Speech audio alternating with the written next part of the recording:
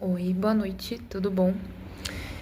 O texto que eu escolhi hoje para poder estar trazendo essa mensagem para vocês é Lucas 15, do 11 ao 32, que fala sobre o filho pródigo. E a mensagem que eu quero trazer para vocês hoje é sobre o arrependimento e a filiação, que é um caminho de volta ao Pai. Então, quando a gente fala sobre evangelho, é impossível separar duas verdades fundamentais: o arrependimento e a filiação. Deus ele nunca chamou o homem apenas para abandonar o pecado. Ele chamou para voltar para casa. Então, o grande propósito do arrependimento não é apenas a gente se afastar do erro, mas conduzir de volta para o coração do Pai e continuar vivendo, segundo tudo aquilo que Ele já tem preparado para a gente. Então, a gente vive numa época em que muitas pessoas desejam as bênçãos, mas elas não querem a experiência da transformação, que vem através do arrependimento. Querem paz sem renúncia, vitória sem mudança, céu sem santidade. Mas Jesus ele iniciou seu ministério dizendo: arrependei-vos, porque é chegado o reino dos céus. O arrependimento ele continua sendo a porta de entrada para uma vida restaurada.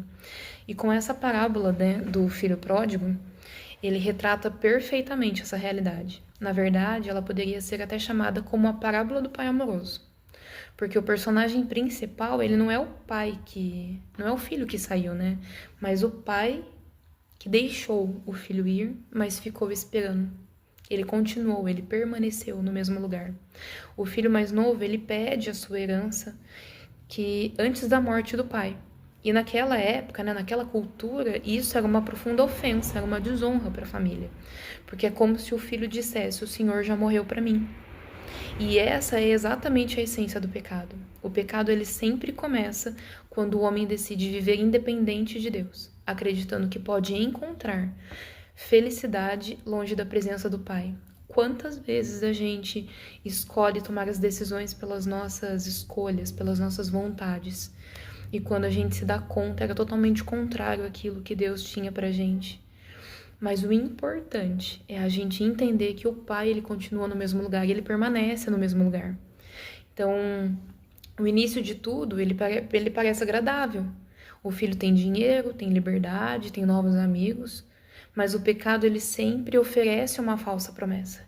Ele promete liberdade, mas produz escravidão.